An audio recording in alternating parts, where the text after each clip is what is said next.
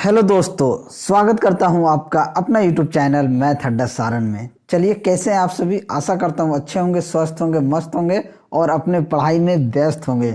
तो चलिए, एक नया बुक एसके झा सर का रेलवे समान विज्ञान वॉल्यूम 2 बुक आया है। इसका हम पूरा सेट कराने वाले हैं आप सभी को। इसमें 65 प्लस सेट है, वो सब करा दूंगा। इसका वॉल्यूम 1 आया था, उसका भी सारा मैंने कराया है। वॉल्यूम 1 का 60 प्लस के आसपास को सेट था, वो सारा सेट भी मैंने कराया है। अगर आपने वो नहीं देखा है तो उसका भी मैं प्लेलिस्ट अपने टेलीग्राम चैनल पे शेयर कर दूंगा या उसका मैं लिंक कम्युनिटी में पोस्ट कर दूंगा। तो ये बहुत ही ज़बरदस्त बुक है और रेलवे एनटीपीसी और ग्रुप डी के लिए तो ये रामबाण बुक है, इससे बाहर कुछ नहीं। तो चलिए, आज हम देखेंगे प्रैक्टिस सेट 1 ही आज देखेंगे, ठीक है। अगर आप लोग का सपोर्ट और प्यार रहा तो 2-4 ऐसे करके सेट लेके आएंगे। तो चलिए, अगर आप हमारे चैनल पे नए हैं तो चैनल को सब्सक्राइब कर लीजिए और साथ ही साथ बेल आइकन को दबा लीजिए ताकि हम कोई भी वीडियो अपलोड करें उसका सीधे नोटिफिकेशन आप तक मिलता रहे। तो चलिए, बिना टाइम वेस्ट की क्लास को शुरू करते हैं और वीडियो को बिल्कुल स्किप मत कीजिएगा, वीडियो पूरा देखिएगा, आपको बहुत फ़ायदा होगा। और वीडियो अच्छा लगे तो लाइक ज़रूर करेंगे, ठीक है। चलिए, आज का पहला क्वेश्चन देखते हैं। प्रैक्टिस सेट 1 का पहला क्वेश्चन है कि रेखांकित चित्र में सतह के स्थान पर बल का मान नीचे की तरफ है, ठीक है। इसमें कह रहा है 2 kg यहाँ है, म्यू बराबर 0 दिया है, एंगल 30 डिग्री का दिया है, स्मॉल जी का मान 10 मीटर प्रति सेकंड दिया है। तो m बराबर क्या हो जाएगा? यहाँ पे हो जाएगा m बराबर, अगर मान लीजिए यहाँ पे 2 किलो का अगर कोई ऑब्जेक्ट है, ठीक है, तो ये क्या बनाएगा? mg sine 30 degree, mg sine theta बनाएगा। यानी कि जो f बनाएगा वो अगर ये 2 किलो का है तो ये बनाएगा फोर्स बराबर, यानी m बराबर बनाएगा mg साइन थीटा। यहाँ पे थीटा क्या है? 30 डिग्री। m कितना है? 2 किलोग्राम। स्मॉल जी का मान दिया है 10, थीटा का मान दिया है 30, तो यहाँ लिख देंगे साइन 30 डिग्री। अब देखिए 2 गुना 10, साइन 30 डिग्री का मान कितना होता है? तो आप कहिएगा 1/2। 1/2 यानी इस 2 से 2 कट जाएगा, बच गया कितना? 10, यानी न्यूटन। 10 न्यूटन आपका सही आंसर हो जाएगा। तो ऑप्शन सी क्या होगा? आपका सही आंसर होगा। चलिए, अगला क्वेश्चन नंबर 2 देखते हैं। क्वेश्चन नंबर 2 कह रहा है कि एक अवतल दर्पण के अक्ष पर एक वस्तु दर्पण के वक्रता केंद्र पर रखी है। दर्पण द्वारा निर्मित प्रतिबिंब और इसके ध्रुव के बीच की दूरी क्या होगी? देखिए, अगर किसी भी एक अवतल दर्पण के अक्ष पर एक वस्तु दर्पण के वक्रता केंद्र के बीच रखी जाती है तो दर्पण द्वारा निर्मित प्रतिबिंब क्या होता है? उसके ध्रुव के बीच की दूरी के 2f के बराबर होता है। उसके दूरी के क्या है? 2f के बराबर होता है। तो ऑप्शन सी क्या हो जाएगा? आपका सही आंसर हो जाएगा। देखिए, अवतल दर्पण में प्रतिबिंब क्या होता है? काल्पनिक होता है, सीधा होता है और बड़ा होता है। अवतल दर्पण में प्रतिबिंब काल्पनिक, सीधा और बड़ा होता है और अवतल दर्पण की त्रिज्या जो होती है वो ऋणात्मक होती है। और अवतल दर्पण की फोकस दूरी भी क्या होती है? अवतल दर्पण की फोकस दूरी भी ऋणात्मक होती है। चलिए, वीडियो अच्छा लगे तो लाइक करते चलेंगे। अगला क्वेश्चन देखते हैं। क्वेश्चन नंबर 3, किस कारण से आकाश का रंग नीला दिखाई देता है? तो आकाश का रंग नीला क्यों दिखाई देता है? प्रकाश के परावर्तन के कारण, प्रकाश के अपवर्तन के कारण, प्रकाश के प्रकिरण के कारण या प्रकाश के विचलन के कारण? तो प्रकाश के प्रकिरण के कारण आकाश का रंग नीला दिखाई देता है। किसके कारण? प्रकाश के प्रकिरण के कारण। तो ऑप्शन सी क्या हो जाएगा? आपका सही आंसर हो जाएगा। देखिए, बैगनी रंग का प्रकिरण सबसे अधिक होता है, लाल रंग का प्रकिरण सबसे कम होता है। अगर आप विबग्योर यानी वॉयलेट कलर का जब प्रकिरण क्या होता है? सबसे अधिक होता है और रेड कलर का प्रकिरण सबसे कम होता है, ठीक है। आशा करता हूँ ये चीज़ आपको अच्छे से समझ में आ गई होगी। चलिए नेक्स्ट, किस माध्यम में ध्वनि का वेग अधिकतम होता है? तो ध्वनि का वेग अधिकतम किस में होता है? इस टाइप के प्रश्न हमने कई बार किया है और हमने हर बार बताया है कि ध्वनि का वेग अधिकतम किस में होता है? तो ठोस में होता है।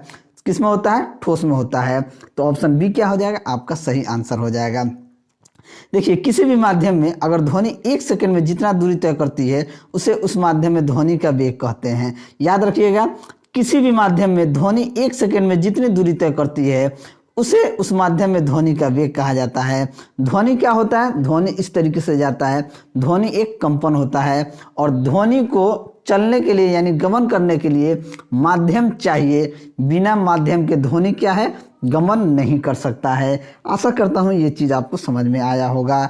नेक्स्ट क्वेश्चन नंबर 5, निम्न में से कौन सा उपकरण परिपथ में विद्युत धारा का पता करता है? तो परिपथ में विद्युत धारा का पता कौन लगाता है? Ammeter, electrometer, voltmeter, galvanometer. तो गैल्वेनोमीटर जो है, जो गैल्वेनोमीटर होता है यही परिपथ में विद्युत धारा का पता लगाता है। विद्युत धारा का पता कौन लगाता है परिपथ में? तो गैल्वेनोमीटर लगाता है। तो ऑप्शन डी को आप टिक कर देंगे। ठीक है, इसकी सहायता से, अगर गैल्वेनोमीटर की सहायता से हम 10⁻⁻6 एम्पियर तक विद्युत धारा को मापते हैं, 10⁻⁻6 धारा की विद्युत धारा को मापते हैं। और वोल्ट मीटर से परिपथ में किन्हीं दो बिंदुओं के बीच का विभवांतर मापते हैं। वोल्ट मीटर जो होता है वो किसी भी दो बिंदुओं के बीच का विभवांतर को मापा जाता है। और आमीटर की बात की जाए तो आमीटर परिपथ में किस में जोड़ा जाता है? तो श्रेणी क्रम में जोड़ा जाता है। चलिए अगला क्वेश्चन नंबर 6 देखते हैं कि 257 डिग्री सेल्सियस पर जल की भौतिक स्थिति क्या होती है? तो 257 पे हम जानते हैं कि जल 100 डिग्री सेल्सियस पे उबलता है और 0 डिग्री सेल्सियस पे क्या हो जाता है? जमना प्रारंभ कर देता है। और जल 0 डिग्री से 4 डिग्री सेल्सियस तक गर्म करने पर क्या होता है? आयतन में घटता है। तो 257 डिग्री पे क्या होगा? 257 डिग्री पर जब क्या हो जाएगा? खोलते खोलते गैस में बदल जाएगा, गैसीय स्थिति में आ जाएगा। तो ऑप्शन ए क्या हो जाएगा? आपका सही आंसर हो जाएगा। नेक्स्ट, डैश में वृद्धि के साथ एक ठोस द्वारा डाले गए दबाव में कमी आती है। यानी किसके कमी में, किसमें वृद्धि के साथ एक ठोस द्वारा डाले गए दबाव में कमी आती है? देखिए, अगर क्षेत्रफल में वृद्धि हो जाएगा, वेग संवेग क्षेत्रफल बल, अगर क्षेत्रफल में वृद्धि हो जाएगा तो वृद्धि के साथ, क्षेत्रफल में वृद्धि के साथ एक ठोस द्वारा डाले गए दबाव में क्या आ जाएगा? क्षेत्रफल में अगर मान लीजिए ये इतना बड़ा चीज़ है, इस पे आप दाब लगा रहे हैं, ठीक है, तो इस पे ज़्यादा लगा सकते हैं। ठीक है, अगर यही बढ़ गया तो इसमें क्या हो जाएगा? कमी आ जाएगा। यानी साइज बढ़ेगा, क्षेत्रफल बढ़ गया तो आपका क्या हो जाएगा? दबाव में कमी आ जाएगा। तो ऑप्शन बी क्या हो जाएगा? आपका सही आंसर हो जाएगा। देखिए, किसी भी बिंदु पर द्रव का दाब घनत्व पर निर्भर करता है। किसी भी बिंदु पर, बिंदु कोई सा भी हो, बिंदु पर द्रव का जो दाब होता है घनत्व पर निर्भर करता है। अगर घनत्व बढ़ गया तो आपका ये भी हो जाएगा। घनत्व अधिक होने पर दाब भी अधिक लगेगा। ठीक है, घनत्व अधिक होने पर दाब अधिक होता है। चलिए अगला क्वेश्चन देखते हैं, क्वेश्चन नंबर 8, आशुद्ध जल यानी डिस्टिल वाटर में मछली क्यों जीवित नहीं रह सकती है? तो मछली जो है डिस्टिल वाटर में क्यों नहीं जीवित रह सकती है? क्योंकि उसमें सांस नहीं ले सकती। परासरण मछली के शरीर के तरल पदार्थ को पतला कर देता है, या इसमें ऑक्सीजन की कम नहीं होता, या इसमें भोजन नहीं होता है। तो देखिए, डिस्टिल वाटर में परासरण यानी ऑस्मोसिस मछली के शरीर के तरल पदार्थ को क्या कर देता है? पतला कर देता है, जिसके कारण मछली उसमें जीवित नहीं रह पाती हैं। तो ऑप्शन बी क्या हो जाएगा? आपका सही आंसर हो जाएगा। यानी डिस्टिल वाटर क्या होता है? डिस्टिल वाटर वह जल है जिसकी अनेक अशुद्धियों को आश्वासन विधि से शुद्धि कर लिया जाता है। और अशुद्ध जल पीने के लिए, डिस्टिल वाटर जो है पीने के लिए उपयोग में नहीं लाया जाता है। हम लोग आपके घर में बैटरी वगैरह में डिस्टिल वाटर का प्रयोग करते हैं। चलिए अगला क्वेश्चन, निम्नलिखित में से कौन सा एक अति उष्माक्षेपी है? अति उष्माक्षेपी क्या है? जल में वाशिंग सोडा घोलना, जल में ब्लीचिंग पाउडर घोलना, जल में सल्फ्यूरिक अम्ल घोलना, या जल में कॉपर सल्फेट घोलना। तो देखिए, अति उष्माक्षेपी की बात की जाए तो अति उष्माक्षेपी क्या होता है? सबसे पहले ये जान लेते हैं कि जिन रासायनिक अभिक्रियाओं में उसमें ऊर्जा निकलती है उसे उष्माक्षेपी अभिक्रिया कहते हैं। यानी कि जल के साथ अगर सल्फ्यूरिक अम्ल की अभिक्रिया एक उष्माक्षेपी कहलाती है, तो जल के साथ सल्फ्यूरिक अम्ल का घुलना क्या हो जाएगा? उष्माक्षेपी हो जाएगा। तो ऑप्शन सी आपका सही आंसर हो जाएगा। जब H2SO4 को H2O के साथ अगर रिएक्शन देंगे तो ये क्या बनेगा? 2HO plus SO4 ion plus ये हीट। ठीक है, चलिए अगला क्वेश्चन, क्वेश्चन नंबर 10, एक दोहरी अपघटन अभिक्रिया के दौरान अभिकारकों के बीच क्या आदान प्रदान किया जाता है? आयन, इलेक्ट्रॉन, परमाणु या अणु। देखिए, जब भी कभी दोहरी अपघटन होता है तो आयन क्या होता है? आयन की आदान प्रदान किया जाता है। किसका किया जाता है? आयन का आदान प्रदान किया जाता है। तो तो ऑप्शन ए ही आपका सही आंसर हो जाएगा, क्योंकि कोई भी परमाणु जो होता है इलेक्ट्रॉन को त्यागने पे धनावेशित तथा इलेक्ट्रॉन के ग्रहण करने पे क्या हो जाता है, ऋणावेशित होता है। यही इलेक्ट्रॉन के आयन के रूप में कार्य करता है। क्या करता है, इलेक्ट्रॉन के आयन के रूप में कार्य करता है। नेक्स्ट, सीमेंट तथा जल के मध्य रासायनिक क्रिया को क्या कहते हैं। तो सीमेंट और जल में मध्य रासायनिक क्रिया को क्या कहते हैं, इसे जलीकरण कहा जाता है। जब सीमेंट में पानी मिलाया जाता है तो सीमेंट की क्या हो जाती है, आप देखते होंगे एकदम लुगदी बन जाती है। क्या बन जाती है, लुगदी बन जाती है, यानी कि जल ये हो जाता है। तो इसे क्या कहते हैं, जलीकरण कहता है। तो ऑप्शन ए क्या हो जाएगा, आपका सही आंसर हो जाएगा। ठीक है। Next question number 12, lead nitrate को जोरदार ढंग से गर्म करते समय निकलने वाली लाल भूरे रंग की गैस का नाम बताएं। जब लेड को अगर गर्म करेंगे, जोरदार ढंग से गर्म करते हैं, तो nitric oxide, nitrogen dioxide, dry nitrogen oxide या नाइट्रोजन पेंटाक्साइड, यानी क्या रंग, भूरे रंग की गैस का नाम बताएं। वो क्या होता है, जब लेड नाइट्राइड को गर्म करेंगे तो नाइट्रोजन डाइऑक्साइड क्या होगा, नाइट्रोजन डाइऑक्साइड, भूरे रंग का गैस का नाम क्या होगा, नाइट्रोजन डाइऑक्साइड। तो ऑप्शन बी क्या हो जाएगा, आपका सही आंसर हो जाएगा। देखिए, जब 2PbNO3 ट्वाइस को अगर ये करते हैं तो ये बन जाता है 2PbO plus 4NO2 plus O2। ठीक है, ये क्या होता है, नाइट्रोजन डाइऑक्साइड। नेक्स्ट, निम्नलिखित में से कौन से तत्व का रासायनिक प्रतिक्रिया लैटिन से लिया गया है। लैटिन से किसका लिया गया है, एल्युमिनियम, क्लोरीन, कार्बन, आयरन। देखिए, अगर रासायनिक प्रतीक लैटिन से लिया गया है तो ये आयरन का लिया गया है। किससे लिया गया है, आयरन से। आयरन ने, देखिए, लोहा धरती में चौथा सबसे ज़्यादा मात्रा पाया जाने वाला तत्व है। लोहा जो है धरती पे चौथा सबसे ज़्यादा मात्रा में पाया जाने वाला तत्व है। ठीक है, तो ऑप्शन डी क्या हो जाएगा, आपका सही आंसर हो जाएगा।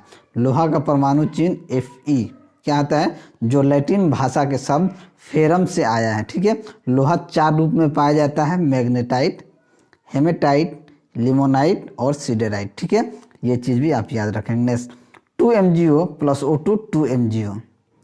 ठीक है, उपयुक्त अभिक्रिया डैश अभिक्रिया का एक उदाहरण है। देखिए, 2MgO प्लस MgO ये क्या है, संयोजन अभिक्रिया है। क्या है, ये संयोजन अभिक्रिया है। संयोजन अभिक्रिया वह रासायनिक अभिक्रिया जिसमें 2 या 2 से अधिक अभिकारक पदार्थ आपस में संयोग करके क्या करते हैं, एक नया उत्पाद को बना देते हैं या निर्मित करते हैं। ऐसे रासायनिक अभिक्रिया को हम लोग संयोजन कहते हैं। तो 2Mg प्लस O2 क्या मिलकर बना दिया, एक नया उत्पाद हो गया 2MgO। तो ये क्या हो जाएगा, संयोज हो जाएगा। तो ऑप्शन ए आपका सही आंसर हो जाएगा। इस ऐसे ही एक बनता है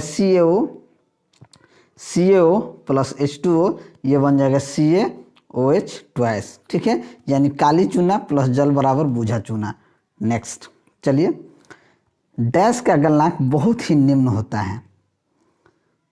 इसमें से किसका गलनांक सबसे निम्न होता है, तो गैलियम का जो गलनांक होता है, गैलियम का गलनांक जो होता है सबसे निम्न होता है। गैलियम का गलनांक की बात की जाए तो 29.76 डिग्री सेल्सियस होता है और गैलियम का परमाणु क्रमांक 31 होता है। तो ऑप्शन बी क्या हो जाएगा, आपका सही आंसर हो जाएगा। इसका प्रयोग की बात की जाए तो इसका प्रयोग अर्धचालक तथा मिश्र धातु बनाने के लिए किया जाता है। नेक्स्ट, निम्न में से कौन सा कार्बनिक अम्ल है। कार्बनिक अम्ल कौन है, सिट्रिक अम्ल, सल्फ्यूरिक अम्ल, नाइट्रिक अम्ल, फास्फोरिक अम्ल। तो कार्बनिक अम्ल की बात की जाए तो कार्बनिक अम्ल कौन है, तो कार्बनिक अम्ल सिट्रिक एसिड जो होता है, यानी सिट्रिक अम्ल जो होता है एक कार्बनिक अम्ल होता है।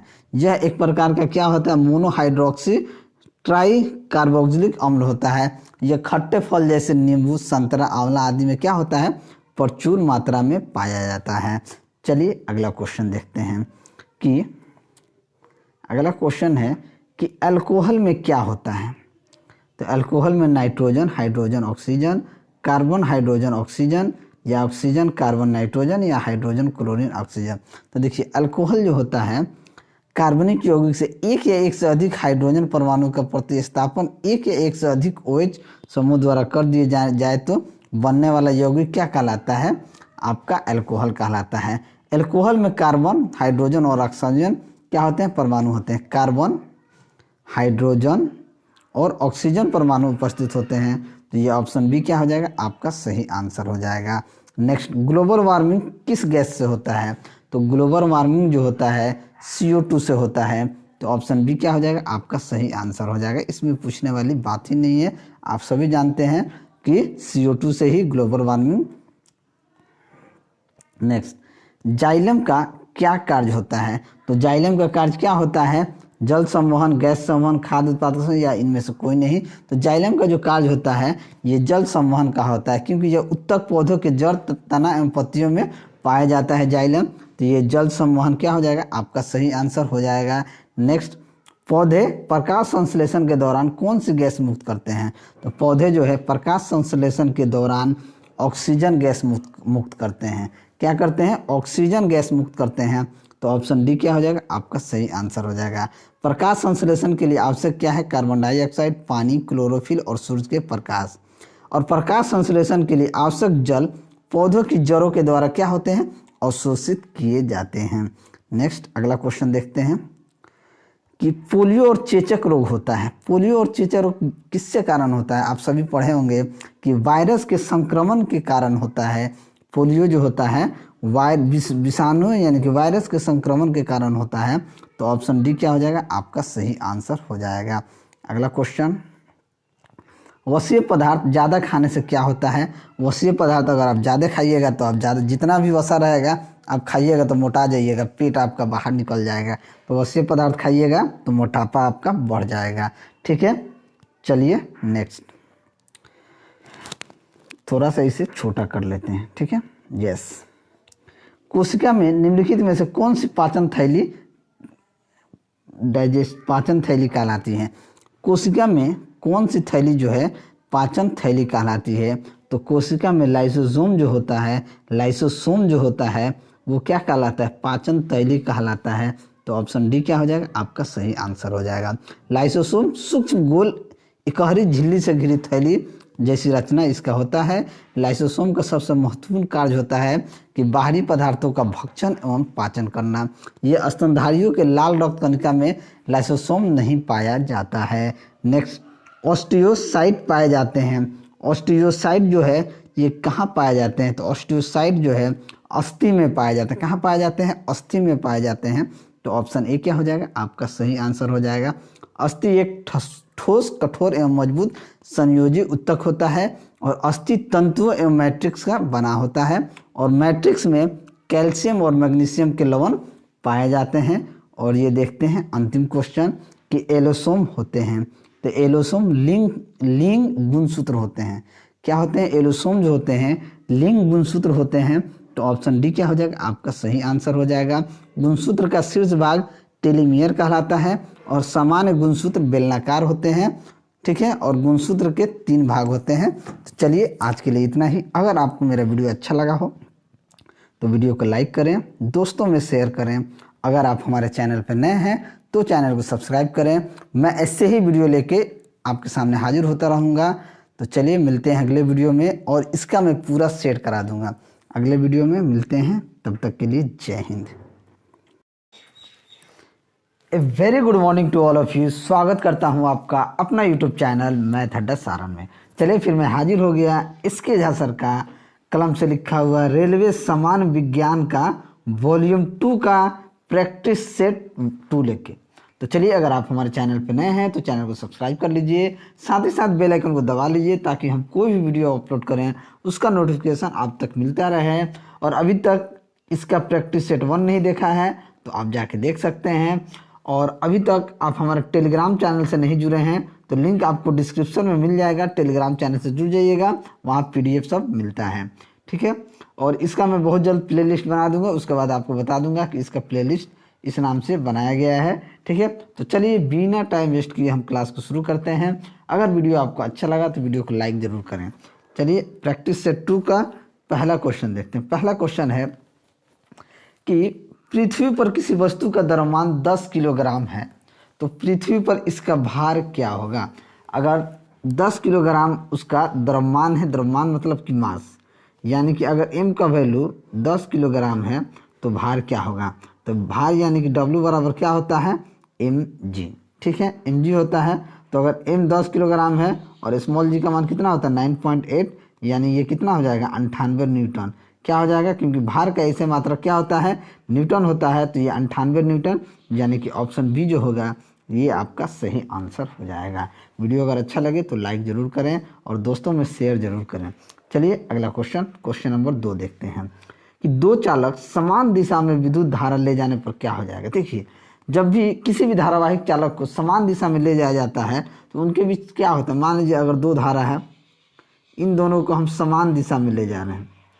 जब समान दिशा में ले जाएंगे ना तो क्या होगा, ये आपका आकर्षण, इन दोनों के बीच में आकर्षण बल काम करेगा, यानी एकदम एक दूसरे की तरफ क्या हो जाए अट्रैक्ट होगा। क्या होगा, ये दोनों एक दूसरे की तरफ अट्रैक्ट होगा, यानी कि जब भी किसी धारा को समान दिशा में ले जाया जाता है तो उनके बीच क्या होता है आकर्षण बल काम करता है, ठीक है। अगर वही विपरीत दिशा में एक को इधर ले जाएंगे एक को इधर ले जाएंगे तो इन दोनों के बीच में क्या हो जाएगा प्रतिकर्षण यानी कि रिपेल फोर्स काम करेगा, यानी प्रतिकर्षण बल काम करेगा। तो चालक एक दूसरे को यहाँ पे क्या करेंगे, अगर समान दिशा में ले जाए तो आकर्षित करेंगे, तो ऑप्शन ए क्या हो जाएगा आपका सही आंसर हो जाएगा। चलिए अगला क्वेश्चन देखते हैं। क्वेश्चन नंबर 3 कहता है कि निम्नलिखित में से कौन सा कोलेस्ट्रॉल का उल्लेख नहीं करता है। कोलेस्ट्रॉल का कौन उल्लेख नहीं करता है, कम घनत्व लिपोप्रोटीन, उच्च घनत्व वाले लिपोप्रोटीन, रिसर्च फैक्टर या डिब्बाबंद प्रोटीन की। देखिए, कोलेस्ट्रॉल का उल्लेख कौन नहीं करता है, तो रिसर्च फैक्टर जो होता है, ये रिसर्च फैक्टर जो होता है कोलेस्ट्रॉल का उल्लेख नहीं करता है। देखिए, लेकिन जब कम घनत्व वाले लिपोप्रोटीन या उच्च घनत्व वाले लिपोप्रोटीन डिब्बाबंद प्रोटीन, ये सभी क्या करते हैं, डिब्बाबंद प्रोटीन भी कोलेस्ट्रॉल से संबंधित होते हैं। तो ऑप्शन क्या हो जाएगा, ऑप्शन सी जो होगा ये आपका सही आंसर हो जाएगा, ठीक है। कोलेस्ट्रॉल क्या होता है, हमारे खून में मौजूद ऐसा पदार्थ है जिसका काम हेल्दी सेल्स का निर्माण करना है, लेकिन जब कोलेस्ट्रॉल की मात्रा खून से अधिक हो जाती है तो उसे हाई कोलेस्ट्रॉल के नाम से भी जाना जाता है, ठीक है। चलिए क्वेश्चन नंबर 4 देखते हैं कि निम्नांकित में से कौन सा उर्वरक मृदा में सर्वाधिक अम्ल छोड़ता है। तो acetylene, ammonium sulphate, ammonium nitrate या कैल्शियम अमोनियम नाइट्रेट। देखिए, कौन सा उर्वरक मृदा में सर्वाधिक अम्ल छोड़ता है। देखिए, कौन छोड़ता है, तो अमोनियम सल्फेट जो होता है, अमोनियम सल्फेट उर्वरक जो होता है ये मृदा में सर्वाधिक अम्ल छोड़ता है। क्या करता है, सर्वाधिक अम्ल छोड़ता है। तो ऑप्शन बी क्या हो जाएगा आपका सही आंसर हो जाएगा। देखिए, पीएच मूल्य जिसका जितना कम होगा मृदा उतना ही क्या हो जाएगा अम्लीय होगा, और मृदा में अम्लता की माप मृदा के पीएच मूल्य के द्वारा किया जाता है, ठीक है। चलिए अगला क्वेश्चन देखते हैं। क्वेश्चन नंबर 5, निम्नलिखित में से बेमल फसल की पहचान कीजिए। बेमल फसल की पहचान कीजिए, रागी, ज्वार, धान, बाजरा। तो बेमल फसल क्या होता है, बेमल फसल होता है आपका धान। धान की नर्सरी तैयार कर रोपाई की जाती है, जबकि अन्य 3 फसलें क्या हो जाती है बीज से सीधे तैयार किया जाता है। धान बोने के लिए हम क्या करते हैं, पहले बिया डालते हैं। धान जब इतना बड़ा मान लीजिए इतना साइज का हो जाता है उखाड़ के फिर उसको रोपते हैं, तो ये क्या हो जाएगा बेमेल है, यानी कि इन सभी का बीज डाल देते हैं तो इनका काम हो जाता है, लेकिन इसे बीज डाल के फिर उखाड़ के फिर रोपना पड़ता है, यानी इसके लिए रुपाई की जाती है, इसलिए ये बेमेल हो गया। तो ऑप्शन सी क्या हो जाएगा आपका सही आंसर हो जाएगा। चलिए अगला क्वेश्चन देखते हैं। क्वेश्चन नंबर 6, छपाई में प्रयोग की जाने वाली स्याही निम्नलिखित में से किसका अपघटन से प्राप्त होता है। एसिटिलीन, मीथेन, कार्बन टेट्राक्लोराइड या बेंजीन। तो देखिए, मीथेन क्या होता है, मीथेन एक रंगहीन और स्वादहीन तथा गंधहीन गैस होता है, ठीक है। तो ये मीथेन का ही, ठीक है, यह मीथेन क्या होता है, मीथेन ही स्याही होता है जिसका अपघटन से प्राप्त किया जाता है। तो ऑप्शन बी क्या हो जाएगा आपका सही आंसर हो जाएगा। मीथेन की बात की जाए तो ये दलदली क्षेत्र में ज़्यादा पाया जाता है। यह काले रंग, मोटर टायर, छापे खाने की स्याही, पेन तथा कार्बन की छड़ें बनाने में क्या होता है प्रयुक्त होता है। चलिए अगला क्वेश्चन देखते हैं। क्वेश्चन नंबर 7, वृक्क से मूत्र की मात्रा का निस्तारण नियंत्रित होता है हार्मोन के किसके द्वारा। तो देखिए, वृक्क के मूत्र से निस्तारण के नियंत्रण की बात की जाए तो ये किसके द्वारा होता है, FSH के द्वारा। किसके द्वारा होता है, FSH के द्वारा, यानी कि फॉलिकल स्टिमुलेटिंग हार्मोन क्या होता है, इसी के द्वारा होता है। तो ऑप्शन सी क्या हो जाएगा, आपका सही आंसर हो जाएगा। चलिए अगला क्वेश्चन देखते हैं कि निम्नलिखित स्थिति में बॉयल के नियम का पालन अच्छी तरह से होता है। तो बॉयल का नियम का पालन क्या होता है, निम्न ताप में होता है, निम्न ताप में होता है। बॉयल क्या होता है, बॉयल का नियम आदर्श गैस का दाब और आयतन में संबंध बताता है, ठीक है। तो बॉयल का नियम आदर्श गैस के लिए ही लागू होता है और ये निम्न ताप और निम्न दाब के लिए है। तो ऑप्शन डी क्या हो जाएगा, आपका सही आंसर हो जाएगा। चलिए अगला क्वेश्चन 9 नंबर, गुरुत्वाकर्षण का सार्वभौमिक नियम डैश पर लागू होता है। तो गुरुत्वाकर्षण का सार्वभौमिक नियम किस पे लागू होता है, तो वस्तुओं के किसी भी युग्म पर लागू होता है। सूर्य और ग्रहों पर नहीं, पृथ्वी और चंद्रमा पर नहीं, पृथ्वी और वस्तुओं के किसी भी युग्म पर लागू होता है। तो ऑप्शन बी क्या हो जाएगा, आपका सही आंसर हो जाएगा। गुरुत्वाकर्षण बल सदैव आकर्षण प्रकृति का होता है। यह कणों के बीच उपस्थित माध्यम पर निर्भर करता माध्यम पे क्या करता है, निर्भर नहीं करता है, ठीक है। और ये केंद्रीय बल भी होता है, ठीक है। चलिए नेक्स्ट, मानव शरीर में सबसे लंबी हड्डी कहाँ पाई जाती है। तो मानव शरीर की सबसे लंबी हड्डी फीमर होती है, जो जांग की हड्डी होती है। क्या होती है, सबसे लंबी हड्डी फीमर होती है, यानी कि जांग में। तो ऑप्शन डी क्या हो जाएगा, आपका सही आंसर हो जाएगा। चलिए अगला क्वेश्चन, मस्तिष्क जिम्मेदार है सोचने के लिए, हृदय गति नियंत्रण के लिए, शरीर के संतुलन के लिए या उपयुक्त तीनों के लिए। तो देखिए मस्तिष्क जो है ये सबके लिए है, सोचने के लिए भी है, हृदय गति नियंत्रण के लिए भी है, शरीर के संतुलन के लिए, यानी कि उपयुक्त जो है तीनों के लिए है। तो ऑप्शन डी क्या हो जाएगा, आपका सही आंसर हो जाएगा। चलिए अगला क्वेश्चन देखते हैं क्वेश्चन नंबर 12 कहता है कि स्वतंत्र रूप से किसी पिंड के गिरने पर 2 सेकंड में तय की जाने वाली दूरी आपका डैश होगी। अगर देखें यहाँ प्रारंभिक वेग कितना हो गया, u0 हो गई। तय की गई दूरी यानी h बराबर हम क्या कर लेंगे, तय की गई दूरी हमको निकालना है। दूरी अगर हम s देखें तो यह क्या हो जाएगा, ut प्लस हाफ GT², ठीक है। यहाँ h बराबर क्या है, दूरी है। अगर h बराबर हम दूरी कर दें, प्रारंभिक वेग u बराबर हमारा प्रारंभिक वेग है, t बराबर आप समय है। तो ये क्या हो जाएगा, u जब 0 है तो 0 गुना t0 हाफ GT² यानी हाफ। ए का मान कितना दिया है, समय हमारे पास कितना दिया है 2, तो 2 का स्क्वायर और स्मॉल जी का मान कितना होता है 9.8, यानी 2 दूनी 4 ये 2 19 दूना 9.8 इंटू 2 कितना हो जाएगा 19.6 मीटर, कितना हो जाएगा 19.6 मीटर। तो ऑप्शन सी क्या हो जाएगा, आपका सही आंसर हो जाएगा। वही फॉर्मूला एस बराबर यूटी प्लस हाफ AT², यहाँ क्या हो जाएगा एच बराबर यूटी प्लस हाफ GT², ठीक है। नेक्स्ट अगला क्वेश्चन देखते हैं क्वेश्चन नंबर 13 कि क्षारीय धातुओं को आधुनिक आवर्त सारणी में कौन से समूह में रखा गया है।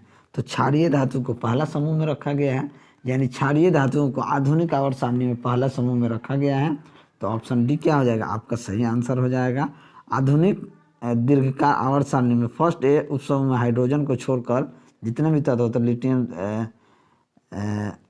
लिथियम सोडियम पोटेशियम रेवेडियम सीजियम फ्रेडियम को क्षारीय धातुएं कहा जाता है। नेक्स्ट, निम्नलिखित में से कौन सा उत्तक मुख्य रूप से मृत कोशिकाओं से बना होता है। तो मृत कोशिकाओं से कौन बना होता है, तो जाइलम जो होता है ये मृत कोशिकाओं से बना होता है। तो ऑप्शन ए क्या हो जाएगा, आपका सही आंसर हो जाएगा। यह एक संवहन उत्तक होता है। इसका कार्य जो होता है जड़ों द्वारा अवशोषित जल तथा खनिज लवणों को पौधों के विभिन्न भागों तक पहुंचाना ही जाइलम का काम होता है। चलिए नेक्स्ट 15 क्वेश्चन देखते हैं कि निम्नलिखित में से किसका एक अधिकतम ईंधन मान होता है। किसका एक अधिकतम ईंधन मान होता है, यानी ईंधन मान सबसे अधिकतम किसका होता है, हाइड्रोजन का, चारकोल का, प्राकृतिक गैस का, गैसोलीन का। तो देखिए हाइड्रोजन का एक ईंधन का मान हाइड्रोजन का सबसे ज़्यादा मान होता है। तो ऑप्शन ए क्या हो जाएगा, आपका सही आंसर हो जाएगा।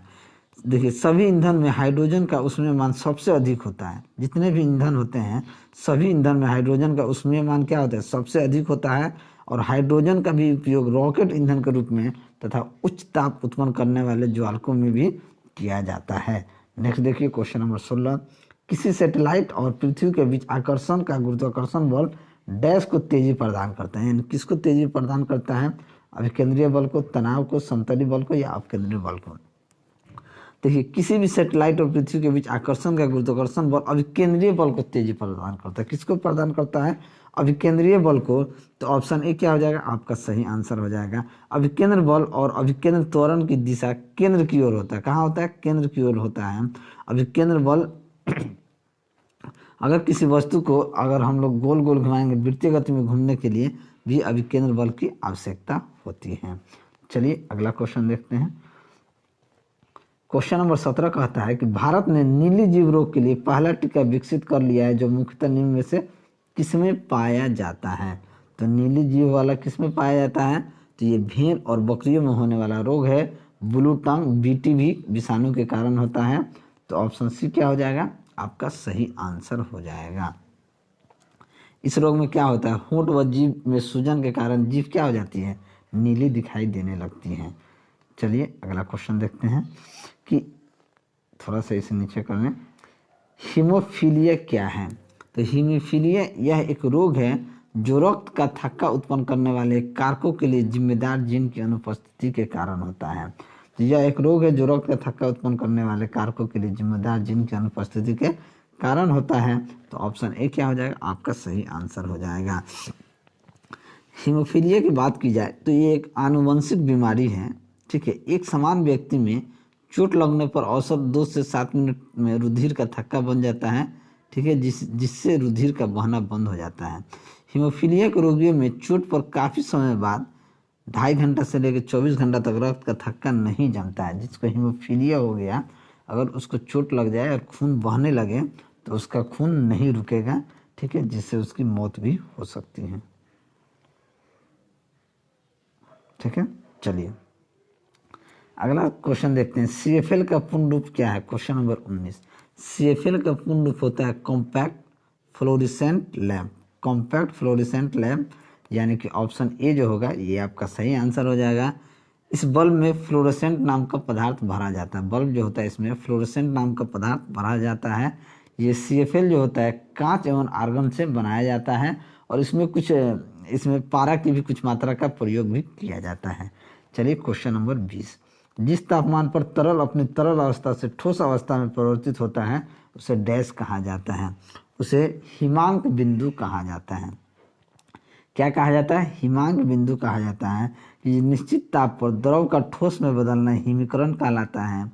ठीक है, तथा इस निश्चित ताप को द्रव का हिमांक कहते हैं। ये क्या हो जाएगा? हिमांक बिंदु हो जाएगा। तो ऑप्शन बी आपका सही आंसर हो जाएगा। चलिए अगला क्वेश्चन, क्वेश्चन नंबर 21 कि प्रतिध्वनि सुनाई देने के लिए स्रोत और प्रवर्तक के बीच लगभग कितनी दूरी होनी चाहिए? तो देखिए प्रतिध्वनि सुनाई देने के लिए क्या होता है? स्रोत और प्रवर्तक के बीच यानी दो आदमी के बीच कितनी दूरी होनी चाहिए? तो ये 17 मीटर की दूरी होनी चाहिए। तो ऑप्शन बी क्या हो जाएगा? आपका सही आंसर हो जाएगा। ठीक है, चलिए अगला क्वेश्चन देखते हैं। अगला क्वेश्चन है कि एक तरंग की गर्त की गहराई को इसका डैश कहा जाता है। एक तरंग की गर्त की गहराई को क्या कहा जाता है? उसका आयाम कहा जाता है। क्या कहा जाता है? एक तरंग की गर्त की गहराई को इसका क्या कहा जाता है? आयाम कहा जाता है। तो ऑप्शन डी क्या हो जाएगा? आपका सही आंसर हो जाएगा। क्वेश्चन नंबर 23 देखते हैं कि निम्नलिखित में से किस विकल्प का माध्यम दृष्टिगत रूप से सघन होता है? हवा का, टर्पेंटाइन का, बेंजीन का, पानी का। तो देखिए बेंजीन एक क्या होता है? हाइड्रोकार्बन होता है। तो दृष्टिगत से सघन किसका होता है? बेंजीन का होता है। बेंजीन का अनुसूत्र अगर देखा जाए तो बेंजीन क्या होता है? C6H6 होता है। तो ऑप्शन सी क्या हो जाएगा? आपका सही आंसर हो जाएगा। चलिए अगला क्वेश्चन देखते हैं और ये क्वेश्चन नंबर 24। डैश यौगिक में एक कार्यात्मक समूह के रूप में OH है। तो देखिए carbonic acid, ethanoic acid, acetic अम्ल, ब्यूटेनॉल। तो देखिए ब्यूटेनॉल जो यौगिक होता है, ब्यूटेनॉल में क्या होता है? इसका ब्यूटेनॉल का सामान्य सूत्र होता है CnH2n+1 OH, यानी कि हाइड्रोक्सिल समूह जो होता है ये ब्यूटेनॉल में पाया जाता है। तो ऑप्शन डी क्या हो जाएगा? आपका सही आंसर हो जाएगा। ठीक है, और ये अंतिम क्वेश्चन देखते हैं, क्वेश्चन नंबर 25। चेचक यानी स्मॉल पॉक्स होने का कारण क्या होता है? तो चेचक स्मॉल पॉक्स होने के कारण वेरिओला वायरस है, क्या आता है, वेरिओला वायरस है चिकन पॉक्स होने का। चेचक संपूर्ण शरीर को क्या करता है, प्रभावित कर देता है, और चेचक में तेज बुखार और शरीर पर लाल लाल दाने निकल जाते हैं।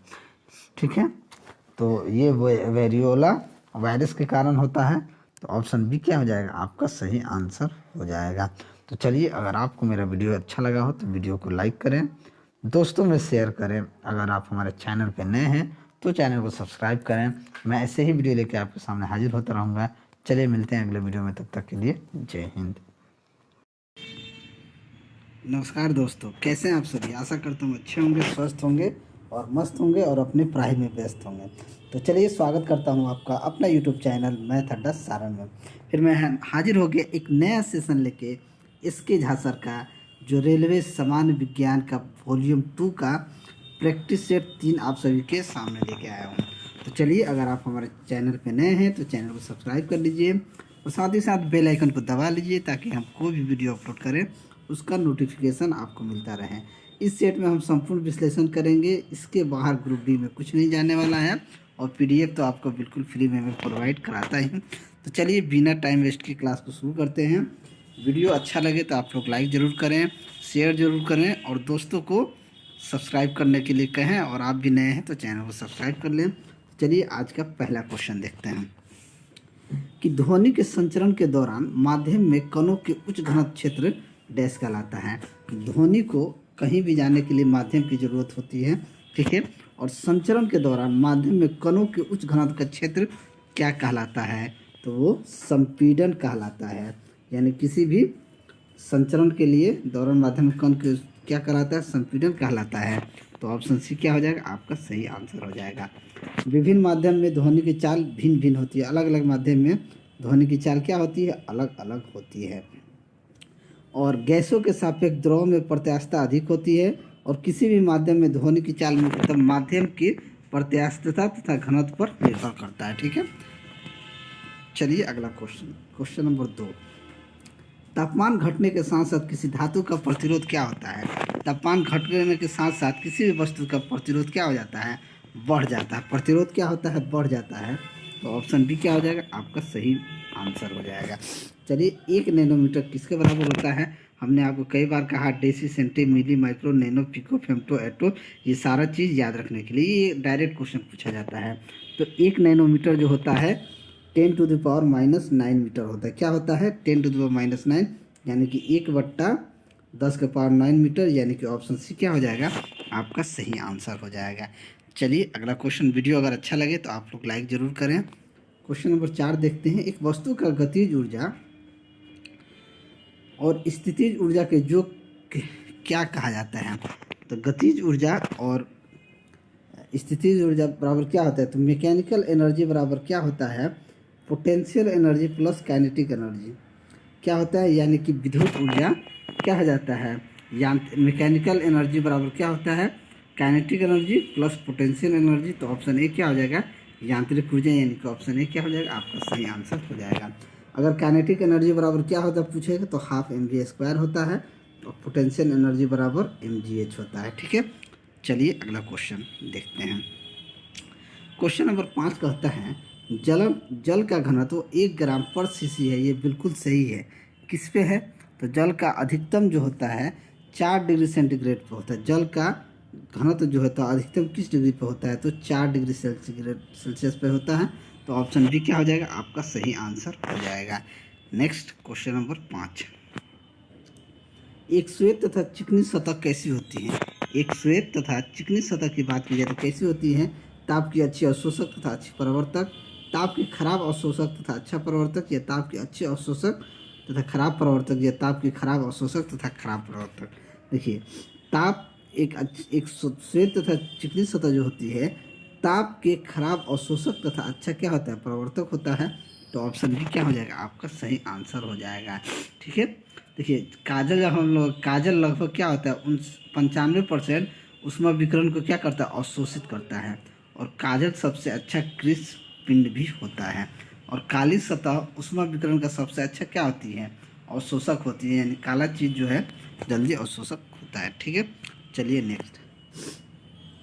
एक मोटरसाइकिल 90 किलोमीटर प्रति घंटा की रफ्तार से चलती है एवं ब्रेक लगने से के 5 सेकंड बाद रुकती है। यदि मोटरसाइकिल एवं सवार की कुल मात्रा 200 किलोग्राम हो तो ब्रेक द्वारा आरोपित बल क्या हो जाएगा। देखिए 90 किलोमीटर प्रति घंटा, यानी अगर यू देखें तो यहाँ क्या है 90 किलोमीटर प्रति घंटा, ठीक है। किलोमीटर प्रति घंटा को मीटर पर सेकंड में बदलने के लिए हम क्या करते हैं, आप 90 गुना 5/18 से भाग गुना करते हैं तो 18 5 90, 50 25, ये क्या हो जाएगा 25 मीटर पर सेकंड हो जाएगा। टी हमको कितना दिया है 5 दिया है। हम जानते हैं कि एफ बराबर क्या होता है एम ए, और ए बराबर क्या होता है V minus U by T. तो अगर मास हमको 200 किलोग्राम दिया है तो 200 फाइनल माइनस इनिशियल वैल्यू क्या हो जाएगा 0 माइनस 25/5, यानी ये 25 हो जाएगा, 50 25, ये माइनस का 200 यानी कि माइनस का 1000 न्यूटन। कितना हो जाएगा माइनस का 1000 न्यूटन। तो ऑप्शन बी क्या हो जाएगा आपका सही आंसर हो जाएगा। नेक्स्ट क्वेश्चन नंबर 8, बिलियन ए का पीएच मान 6 है, बिलियन बी का पीएच मान 8 है और बिलियन सी का पीएच मान 2 है। किस बिलियन में हाइड्रोजन आयन की सांद्रता सबसे अधिक होगी।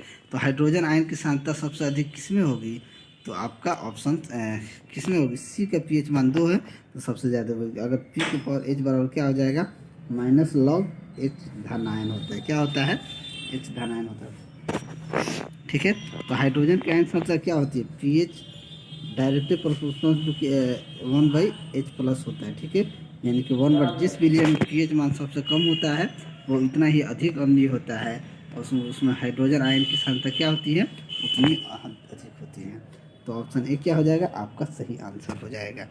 नेक्स्ट, तत्वों को उनके परमाणु द्रव्यमान के आधार पर वर्गीकृत करने का श्रेय किसे जाता है।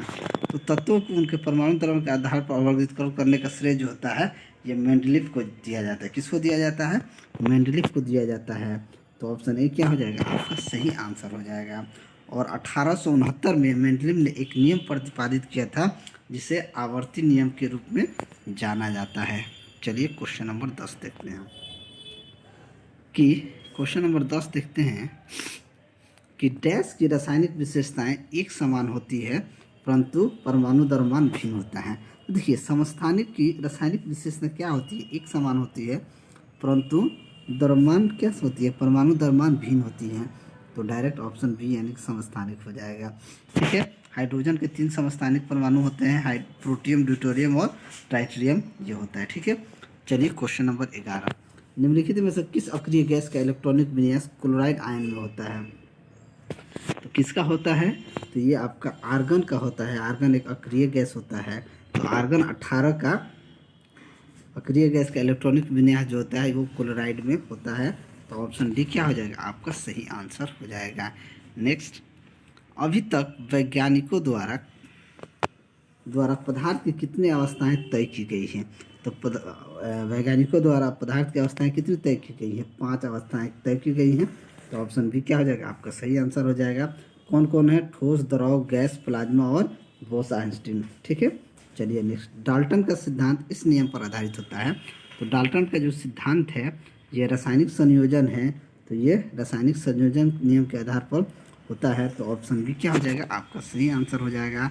और डाल्टन के परमाणु सिद्धांत के अनुसार सभी द्रव चाहे तत्व यौगिक या मिश्रण और सूक्ष्म कणों से मिलकर बने होते हैं जिन्हें हम क्या कहते हैं परमाणु कहते हैं।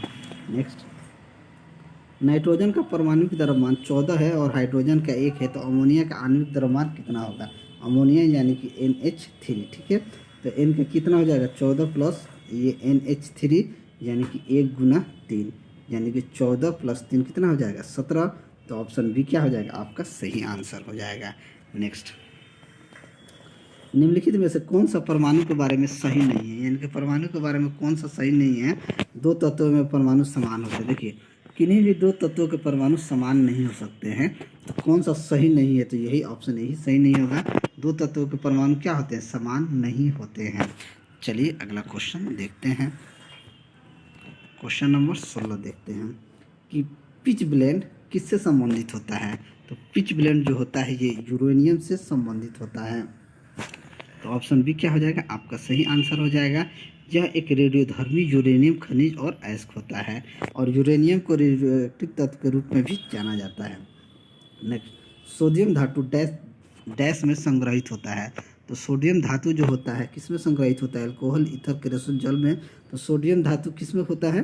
तो केरोसिन में होता है। तो ऑप्शन सी क्या हो जाएगा? आपका सही आंसर हो जाएगा।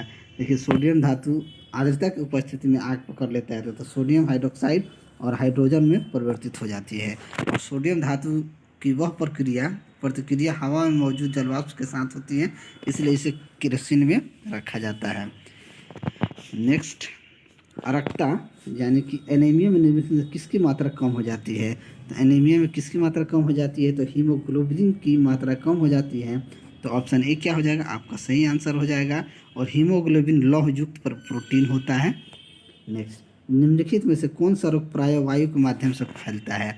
तो वायु के माध्यम से कौन फैलता है? प्लेग, टाइफाइड, ट्यूबरकुलोसिस या हैजा। तो प्लेग जो है वायु के माध्यम में फैलता है। तो ऑप्शन ए क्या हो जाएगा? आपका सही आंसर हो जाएगा। बहुत साल पहले प्लेग बीमारी चलता था, लेकिन अब प्लेग बहुत कम सुनने को मिलता है। ठीक है, ये हमको लगता है कि प्लेग यहाँ से गायब ही हो गया है। ठीक है, तो ऑप्शन ए आपका सही आंसर हो जाएगा। नेक्स्ट देखते हैं, अगला क्वेश्चन है कि ऑन सेरिल्स एक स्मृत स्रोत होते हैं, ये क्या होते हैं? ऑन एक स्मृत स्रोत होते हैं स्टॉर्च के। किसके होते हैं? स्टॉर्च के। तो ऑप्शन ए क्या हो जाएगा? आपका सही आंसर हो जाएगा। किस तरीके से ग्लूकोज, फ्रुक्टोज, सुक्रोज बनाते हैं? ग्लूकोज माल्टोज बनाते हैं, और ग्लूकोज गैल्कोज क्या बनाते हैं? लैक्टोज बनाते हैं। तो ये अन्य क्या होता है ये? चलिए नेक्स्ट देखते हैं, अगला क्वेश्चन देखते हैं कि पीलिया किसके संक्रमण के कारण होता है? तो पीलिया जो होता है ये यकृत यानी कि लीवर के संक्रमण के कारण होता है पीलिया। तो ऑप्शन बी क्या हो जाएगा? आपका सही आंसर हो जाएगा। पीलिया वायरस जनित रोग होता है। पीलिया रोगी का पेशाब पीला, आँख एवं त्वचा क्या हो जाता है? पीला हो जाता है। हेपेटाइटिस के पांडु रोग भी कहते हैं, हेपेटाइटिस को पांडु रोग भी कहा जाता है। नेक्स्ट, समान व्यक्ति में दिल की धड़कन की औसत दर क्या होती है? अगर एक समान व्यक्ति है, खूब हेल्दी है, अच्छा है, तो उसका जो दिल की धड़कन की औसत दर कितने बार होती है? 72 बार होता है। तो ऑप्शन सी क्या हो जाएगा? आपका सही आंसर हो जाएगा। 72 प्रति मिनट, माने 1 मिनट में 72 बार धड़कता है दिल। ठीक है, नेक्स्ट, ईईजी का प्रयोग किसके गतिविधि दर्ज करने के लिए किया जाता है? तो ईईजी का प्रयोग मस्तिष्क का गतिविधि दर्ज करने के लिए। किसका? मस्तिष्क का, यानी ब्रेन का। तो ऑप्शन सी क्या हो जाएगा? आपका सही आंसर हो जाएगा। ईईजी का पूरा नाम अगर देखा जाए तो इलेक्ट्रो इंसेफ्लोग्राम होता है। क्या होता है? इलेक्ट्रो इंसेफ्लोग्राम। ठीक है, इसी तरीके से ईसीजी होता है, इलेक्ट्रोकार्डियोग्राफ होता है। ठीक है, चलिए अगला क्वेश्चन देखते हैं, क्वेश्चन नंबर 24। डीपीटी का टीका किस रोग की रोकथाम के लिए लगाया जाता है? तो डीपीटी का टीका जो होता है डिप्थीरिया, टेटनस, कुकुर खांसी, इन सभी के रोकथाम के लिए डीपीटी का टीका लगता है। तो उपयुक्त सभी के लिए लगता है। डीपीटी का टीका जो है 6, 10, 14 सप्ताह और 16 से 24 माह की आयु में दिया जाता है। नेक्स्ट, निम्नलिखित में से विषाणु वायरस जनित रोग कौन सा होता है? तो वायरस जनित रोग कौन है? हैजा, मलेरिया, टाइफाइड, एड्स। तो एड्स जो होता है ये वायरस जनित रोग है। तो ऑप्शन डी क्या हो जाएगा? आपका सही आंसर हो जाएगा। एड्स की जांच के लिए एलिसा टेस्ट होता है, ये भी याद रखिएगा। एड्स की जांच के लिए एलिसा टेस्ट किया जाता है। तो चलिए आज के लिए इतना ही। अगर आपको मेरा वीडियो अच्छा लगा तो वीडियो को लाइक करें, दोस्तों में शेयर करें। अगर आप हमारे चैनल पर नए हैं तो चैनल को सब्सक्राइब करें। मैं ऐसे ही वीडियो लेकर आपके सामने हाजिर होता रहूँगा। चलिए मिलते हैं अगले वीडियो में, तब तक के लिए जय हिंद। नमस्कार दोस्तों, कैसे हैं आप सभी? आशा करता हूँ अच्छे होंगे, स्वस्थ होंगे और मस्त होंगे और अपने पढ़ाई में व्यस्त होंगे। तो चलिए स्वागत करता हूँ आपका अपना यूट्यूब चैनल मैथ अड्डा सारण में। फिर मैं हाजिर हो गया एक नया सेशन लेके। इसके जा सर का रेलवे सामान्य विज्ञान का वॉल्यूम 2 का प्रैक्टिस सेट 4 लेकर मैं आप सभी के सामने हाजिर हुआ हूँ। अगर अभी तक आपने प्रैक्टिस सेट 3 तक नहीं देखा है तो इसके जहाँ साइंस वॉल्यूम 2 के नाम से प्ले लिस्ट बना हुआ है, आप जाके वहाँ से देख सकते हैं। और अगर आप हमारे चैनल पर नए हैं तो चैनल को सब्सक्राइब कर लीजिए, साथ ही साथ बेल आइकन को दबा लीजिए ताकि हम कोई भी वीडियो अपलोड करें उसका नोटिफिकेशन आप तक मिलता रहे। अगर आप टेलीग्राम चैनल से नहीं जुड़े हैं तो लिंक आपको डिस्क्रिप्शन में मिल जाएगा, वहाँ मैं PDF प्रोवाइड करा देता हूँ। और हमारे चैनल पे 57% ऐसे लोग हैं जो मेरे वीडियो तो देखते हैं मगर चैनल को सब्सक्राइब नहीं किए हैं। तो उन भाइयों से मेरा नम्र निवेदन है कि सब्सक्राइब कर लीजिए भाई लोग, उसके लिए कोई भी चार्ज नहीं लगता है, बिल्कुल फ्री ऑफ कॉस्ट है। तो बेल आइकन को दबा लीजिए और साथ ही साथ चैनल को सब्सक्राइब कर लीजिए। तो चलिए बिना टाइम वेस्ट के हम क्लास को शुरू करते हैं और आज का पहला क्वेश्चन देखते हैं। पहला क्वेश्चन है कि 2 किलोवाट आवर बराबर क्या होता है। देखिए, अगर हम 1 किलोवाट आवर को पहले निकाल लेंगे, उसके बाद ही हम 2 किलोवाट निकालेंगे। इसके पहले हम देखें कि 1 किलोवाट बराबर क्या होता है। तो 1 किलोवाट बराबर क्या होता है, 1000 वाट। 1 घंटा में कितना सेकेंड होता है जी, तो 60 मिनट में 60 के हिसाब से 3600 सेकेंड होता है।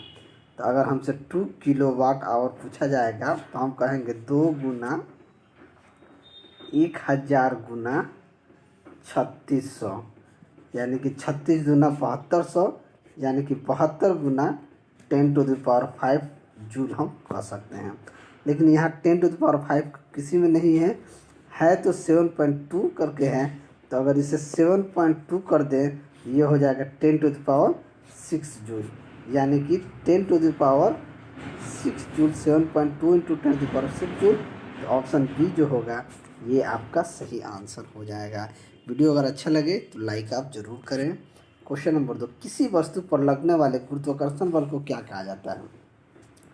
तो किसी भी वस्तु पर लगने वाले गुरुत्वाकर्षण बल को क्या कहा जाता है, भार कहते हैं। क्या कहते हैं, भार कहते हैं। तो ऑप्शन ए क्या हो जाएगा, आपका सही आंसर हो जाएगा। तो देखिए, न्यूटन ने गुरुत्वाकर्षण सिद्धांत कैसे दिया था। गुरुत्वाकर्षण सिद्धांत क्या है, एक बराबर G m1m2/r²। ठीक है, ये बड़ा वाला जी होता है ना, ये सार्वत्रिक गुरुत्वाकर्षण नियतांक होता है।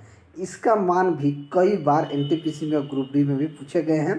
तो इसका मान होता है 6.673 इंटू 10⁻⁻11 न्यूटन मीटर स्क्वायर पर केजी स्क्वायर। इसका भी आपको पूरा याद रखना होता है, यानी कैपिटल जी सार्वत्रिक गुरुत्वाकर्षण नियतांक होता है। चलिए अगला क्वेश्चन देखते हैं। क्वेश्चन नंबर 3, कि प्रतिबल का प्रभाव निम्नलिखित में से किस पर निर्भर करता है। तो प्रतिबल का जो प्रभाव होता है वो क्षेत्रफल पर निर्भर करता है, क्योंकि प्रतिबल बराबर क्या होता है, बल बट्टा अनुप्रस्थ काट का क्षेत्रफल, अनुप्रस्थ क्षेत्रफल यानी कि फोर्स बट्टा एरिया होता है। तो ये क्या हो जाएगा, प्रतिबल क्या होता है, तो क्षेत्रफल पर निर्भर करता है। तो ऑप्शन डी क्या हो जाएगा, आपका सही आंसर हो जाएगा। अगर क्षेत्रफल बढ़ेगा तो फोर्स क्या हो जाएगा, कम हो जाएगा। अगर फोर्स क्षेत्रफल कम होगा तो क्या हो जाएगा, ये बड़ा हो जाएगा प्रतिबल, ये चीज़। ठीक है, तो प्रतिबल किस पे, क्षेत्रफल पर, प्रभाव किस पे पड़ता है, क्षेत्रफल पे। नेक्स्ट देखते हैं क्वेश्चन नंबर 4, एक राइफल से गोली चलाई गई, यदि राइफल बिना किसी रोक के पीछे की ओर आती है तो राइफल की गतिज ऊर्जा क्या हो जाएगी। देखिए, अगर कोई भी बंदूक से गोली निकलती है तो न्यूटन का तीसरा नियम क्या कहता है कि जितना बल से आगे जाएगा उतना बल से पीछे आएगा। इसलिए कभी भी गोली चलाया जाता है बड़ा बड़ा बंदूक से तो कंधा में सटा के चलाया जाता है कि आपको बहुत पीछे तक धक्का ना मारे। ठीक है, तो जितना स्पीड से गोली चलेगा, ठीक है, अगर मान लीजिए गोली चलेगा तो न्यूटन के तृतीय नियम से जब हम किसी पिन पर क्या करते हैं, जितना बल आगे की तरफ लगाते हैं वापस उतना ही बल क्या करती है, हमको पीछे की तरफ लगाती हैं। तो अगर राइफल की गतिज ऊर्जा क्या हो जाएगी, गोली की गतिज ऊर्जा से कम होगी। जितना गोली स्पीड में भागेगा उतना स्पीड में तो राइफल नहीं ना भागेगा। अगर ये ज़्यादा भागेगा तो ये थोड़ा सा कम आएगा, तो गोली की गतिज ऊर्जा से क्या हो जाएगी, कम हो जाएगा। तो ऑप्शन बी क्या हो जाएगा, आपका सही आंसर हो जाएगा। नेक्स्ट देखते हैं क्वेश्चन नंबर, तत्कालिक वेग और औसत वेग तब बराबर होते हैं जब वस्तु डैश होती है। तत्कालिक वेग और औसत कब बराबर होते हैं, जब वस्तु में क्या होता है, त्वरण क्या हो जाता है, शून्य हो जाता है। शून्य त्वरण पे ही वस्तु क्या होती है, तत्कालिक वेग और औसत वेग क्या होते हैं, बराबर होते हैं। तो ये शून्य त्वरण पे, तो ऑप्शन डी क्या हो जाएगा, आपका सही आंसर हो जाएगा। वस्तु में वेग की परिवर्तन को हम लोग दर कहते हैं। ठीक है, नेक्स्ट क्वेश्चन नंबर 6, छपाई में प्रयोग की जाने वाली स्याही निम्नलिखित में से किसका अपघटन से प्राप्त होती है। तो ये मीथेन के अपघटन से, ये हमने कई बार क्वेश्चन किया है कि मीथेन के अपघटन से छपाई की जाने वाली स्याही में। तो ऑप्शन बी क्या हो जाएगा, आपका सही आंसर हो जाएगा। मीथेन कहाँ पाया जाता है, तो ये दलदली क्षेत्र में पाया जाता है। और मीथेन जो होता है एक रंगहीन, स्वादहीन और गंधहीन क्या होता है, गैस होता है। नेक्स्ट क्वेश्चन नंबर 7, जस्तेदार लोहे की चादरें जंग से बची रहती है क्योंकि उनमें निम्नलिखित की परत पर क्या विद्यमान होता है। देखिए, जस्ता पे क्या होता है, जिंक का एक परत चढ़ाया जाता है। क्या होता है, ये जिंक हो जाता है। इसीलिए क्या रहती है, चादर की जंग से जस्ता बचाए रखता है, तो ऑप्शन सी क्या हो जाएगा आपका सही आंसर हो जाएगा। ठीक है, चलिए नेक्स्ट क्वेश्चन नंबर 8 कहता है निम्नलिखित तत्वों में से कौन जब वायु तथा अंधेरे में रखा जाता है तो स्वतः दीप्त हो उठता है, यानी कि स्वतः दीप्त उठता है। देखिए, तो अंधेरा में हम लोग सफ़ेद फास्फोरस को, ठीक है, सफ़ेद फास्फोरस को वायु में रखने पर उसमें क्या हो जाता है, पीला हरा प्रकाश ऑटोमेटिकली उत्सर्जित होता है और सफ़ेद ध्रुव बनते हैं जिनका गंध क्या हो जाता है, लहसुन की तरह होता है। तो श्वेत फास्फोरस या सफ़ेद फास्फोरस कह सकते हैं। तो ऑप्शन बी क्या हो जाएगा आपका सही आंसर हो जाएगा। नेक्स्ट क्वेश्चन नंबर 9 देखते हैं कि निम्नलिखित में से कौन सा वायु का अकार्बनिक गैसीय प्रदूषक है, phosgene, hydrogen cyanide, hydrogen sulphide या मीथेन। तो देखिए, कौन सा वायु का अकार्बनिक गैसीय प्रदूषक है, तो कौन होता है, तो हाइड्रोजन सल्फाइड जो होता है ये वायु का अकार्बनिक गैसीय प्रदूषक होता है। तो ऑप्शन सी क्या हो जाएगा आपका सही आंसर हो जाएगा। देखिए, अन्य अकार्बनिक गैसीय प्रदूषक और भी हैं, जैसे कार्बन मोनोऑक्साइड हो गया, सल्फर डाइऑक्साइड हो गया, नाइट्रस ऑक्साइड हो गया, नाइट्रोजन डाइऑक्साइड हो गया, ये सब भी और भी अन्य कार्बनिक गैसीय क्या है, ये भी प्रदूषक होते हैं। अगला क्वेश्चन देखते हैं क्वेश्चन नंबर 10, एक कक्षा में रखे जा सकने वाले इलेक्ट्रॉनों की संख्या कितनी होती है, तो कितने होते हैं पूरा KLMN। तो एन में रखे जाने वाले कितने होते हैं, 8 होते हैं। एल क्या होता है, तीसरा होता है, तो ये होता है 2n²। तो हम क्या करते हैं कि अगर बोरबेरी के नियम के अनुसार हम तो क्या कहते हैं कि परमाणु की किसी कक्षा में इलेक्ट्रॉन की अधिकतम संख्या 2n² से निकालते हैं। ठीक है, तो इलेक्ट्रॉनों की संख्या कितनी हो जाएगी, तो ये आपका एल कक्षा में रखे जा सकने वाले इलेक्ट्रॉनों की संख्या जो होती है ये 8 होती है। तो ऑप्शन ए क्या हो जाएगा आपका सही आंसर हो जाएगा। नेक्स्ट देखते हैं कि उस वाहिनी का नाम बताइए जो पुरुष के वृषण से निकलती है और शुक्राणु को शरीर में ले जाती है। तो इसे हम क्या कहते हैं, शुक्रवाहिका जो होती है वो पुरुष के वृषण से निकलता है और शुक्राणु को शरीर में ले जाता है, तो ये शुक्रवाहिका हो जाएगा। तो ऑप्शन डी क्या हो जाएगा आपका सही आंसर हो जाएगा। अधिवृषण में शुक्राणु क्या होता है, परिपक्व होता है। ठीक है, चलिए अगला क्वेश्चन देखते हैं। अगला क्वेश्चन है कि मानव शरीर का एकमात्र अंग जो पुनः सृजित हो सकता है वो क्या है, तितली, दिमाग, जिगर, अग्नाशय। तो देखिए, जिगर जो होता है जिगर जो होता है मानव शरीर का ऐसा अंग है जो पुनः विकसित हो सकता है। ठीक है, यकृत में यूरिया का निर्माण होता है, यूरिया NH2CO.NH2 होता है। तो ऑप्शन सी क्या हो जाएगा आपका सही आंसर हो जाएगा। अगला क्वेश्चन, अनॉक्सिक श्वसन का अंतिम उत्पाद होता है। तो अनॉक्सिक श्वसन जो होता है अंतिम उत्पाद होता है लैक्टिक एसिड यानी कि लैक्टिक अम्ल होता है। तो ऑप्शन सी क्या हो जाएगा आपका सही आंसर हो जाएगा। और लैक्टिक अम्ल के निर्माण के कारण मांसपेशियों में क्या होता है, दर्द होता है। मांसपेशी में दर्द किसके कारण होता है, लैक्टिक एसिड यानी अम्ल के कारण ही होता है। चलिए अगला क्वेश्चन देखते हैं कि पौधों में गैसों का आदान प्रदान डैश के माध्यम से होता है। तो पौधों में गैसों का आदान प्रदान जो होता है रंध्र के द्वारा होता है। किसके द्वारा होता है, रंध्र के द्वारा होता है। तो ऑप्शन ए क्या हो जाएगा आपका सही आंसर हो जाएगा।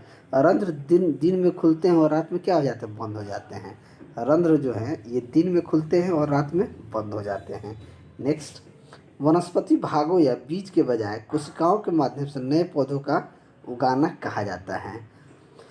तो वनस्पति भागों या बीज के बजाय कोशिकाओं के माध्यम से जो नए पौधों का उगाना कहा जाता है इसे टिश्यू कल्चर कहते हैं। क्या कहते हैं, टिश्यू कल्चर यानी उत्तक संवर्धन कहलाता है।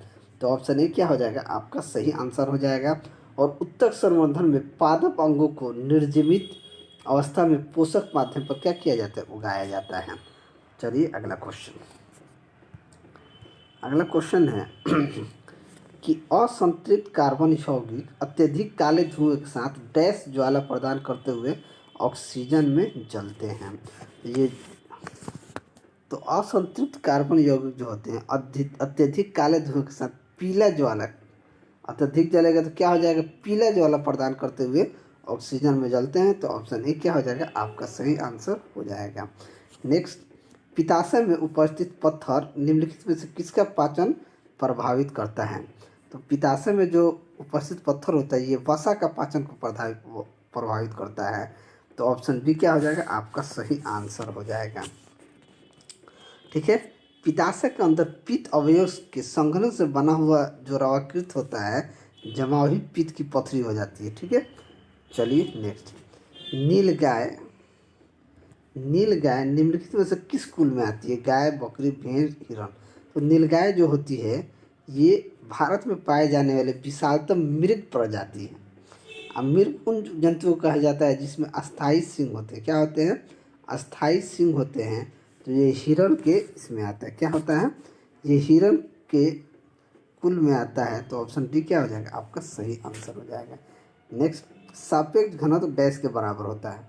तो सापेक्ष घनत्व क्या होता है? पदार्थ का घनत्व बट्टा जल का घनत्व। पदार्थ का घनत्व बट्टा पानी का घनत्व। तो 19 के क्या हो जाएगा? ऑप्शन सी आपका सही आंसर हो जाएगा। नेक्स्ट, खाने का नमक NaCl किससे बना होता है? तो खाने का नमक NaCl जो होता है ये एक मजबूत अम्ल और एक मजबूत क्षार से बना हो जाता है। एक मजबूत अम्ल एक मजबूत क्षार से बना होता है। तो ऑप्शन ए क्या हो जाएगा आपका सही आंसर हो जाएगा NaOH प्लस HCl यानी कि NaCl प्लस H2O। ठीक है, नेक्स्ट, इनमें से कौन सा रसायन जल में घुलनशील नहीं है? Calcium carbonate, sodium chloride, lithium bromide और मैग्नीशियम आयोडेट। कौन जो है जल में घुलनशील नहीं है? तो कैल्शियम कार्बोनेट जो होता है ये जल में घुलनशील नहीं होता है। तो ऑप्शन ए क्या हो जाएगा आपका सही आंसर हो जाएगा। क्वेश्चन नंबर 22 देखते हैं कि रसोई गैस की रिसाव का आसानी से पता लगाया जा सकता है डैश हवा में प्रसार करके। यानी कि इथाइल मर्क्यूरी जो है इसका हवा में क्या नाम है रिसाव करके पता कर सकते हैं। तो ऑप्शन सी क्या हो जाएगा? Ethyl mercury. तो ऑप्शन सी हमारा सही आंसर हो जाएगा। नेक्स्ट देखते हैं कि एक अवतल दर्पण उसके सामने 10 सेंटीमीटर की दूरी पर स्थित एक वस्तु का वास्तविक प्रतिबिंब बनता है जो वस्तु से 3 गुना ऊंचा है। तो दर्पण से प्रतिबिंब की दूरी क्या हो जाएगी? देखिए 3 गुना ऊंचा बनता है तो m बराबर क्या हो जाएगा? -3। u 10 सेंटीमीटर यानी u बराबर -10 सेंटीमीटर। v का मान पूछा है तो m बराबर क्या होता है? तो m बराबर होता है v बटा u। m का मान कितना है? -3। तो -3 बराबर v बटा -10। ये भी माइनस माइनस प्लस हो जाएगा, इधर आके गुना हो जाएगा 10 दिया 30 सेंटीमीटर। तो ऑप्शन बी क्या हो जाएगा आपका सही आंसर हो जाएगा। नेक्स्ट, कि यदि पृथ्वी पर गुरुत्वाकर्षण के कारण त्वरण g तो चंद्रमा पर गुरुत्वाकर्षण के कारण त्वरण का मान क्या होगा? तो त्वरण का मान क्या हो जाएगा? अगर g है तो पृथ्वी चंद्रमा पर क्या होता है? 1/6 होता है। तो g गुना 1/6 यानी कि g/6। तो ऑप्शन डी क्या हो जाएगा आपका सही आंसर हो जाएगा। नेक्स्ट और अंतिम, अमीबा गति करता है। अमीबा जो है ये कहाँ गति करता है? तो ये गति करता है आपका पदाबो स्यूडोपिया के द्वारा। क्या करता है? स्यूडोपिया के द्वारा गति करता है पदाबो। तो ऑप्शन ए क्या हो जाएगा आपका सही आंसर हो जाएगा। अमीबा जो है प्रोटोजोआ वर्ग में आता है और प्रोटोजोआ जो होता है सबसे साधारण जंतु होता है और यह एक कोशिकीय तथा सूक्ष्मदर्शीय जंतु होता है। तो चलिए आज के लिए इतना ही। अगर वीडियो आपको अच्छा लगा तो लाइक करें, दोस्तों में शेयर करें। अगर आप हमारे चैनल पर नए हैं तो चैनल को सब्सक्राइब करें। मैं ऐसे ही वीडियो लेकर आपके सामने हाजिर होता रहूँगा। चलिए मिलते हैं अगले वीडियो में, तब तक के लिए जय हिंद।